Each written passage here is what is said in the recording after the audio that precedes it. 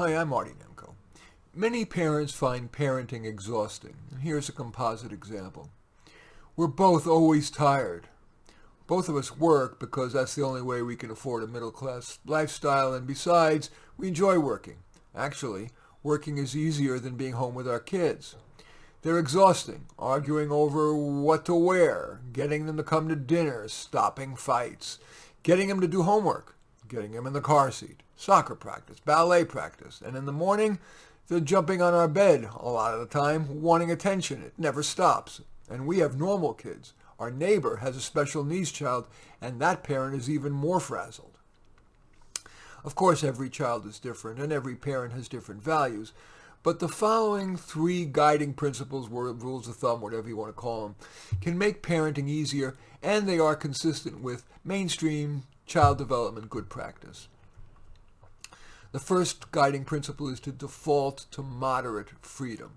Yes, extreme laissez-faire parenting is ill-advised, especially for a child who tends to have poor judgment. But generally, it's wise to err toward more freedom and less helicoptering. Freedom to explore, freedom to make mistakes and learn to rebound, whether from falling off a bike or suffering the consequences of not doing homework. Of course, it's usually wise to encourage good friendships and discourage, if not prohibit, bad ones, and to nip such problems as drug abuse and eating disorders in the bud.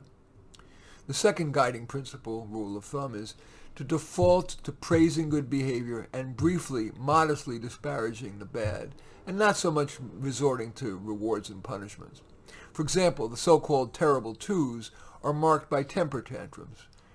Those are efforts by the child to establish their agency and test the limits. The wise parent usually merely says things like, if they can control themselves, things like, that won't work, you're a big boy now, so you know it's right to come to the dinner table.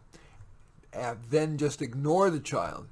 By doing it that way, you're not rewarding the tantrum, because the child's not going to get dinner until he or she comes to the table. She's not going to starve. And you're not giving the child the reward of attention, arguing with the child about it. And the third rule of thumb or general principle for easing parenting is prevent excess materialism. I have seen parents and grandparents attempt to show love for their kids by buying them far more toys, clothing, and so on than they need, including expensive brand names. That lays the foundation for a lifetime that's too driven by materialism.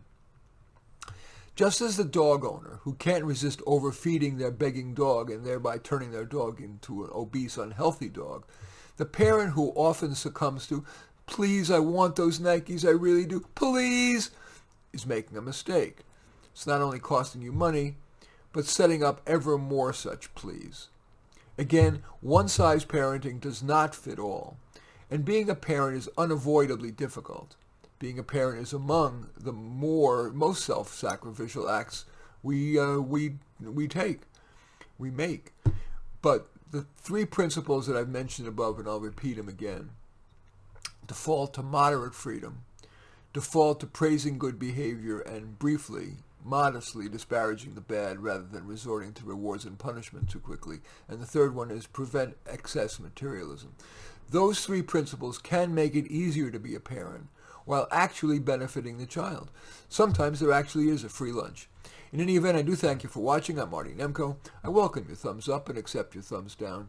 I always look forward to your comments, and especially like if you hit the share button below. Share on your social media so that my efforts can have broader impact. And I am flattered if you choose to subscribe to my channel. In any event, I do thank you for watching. I am Marty Nemko.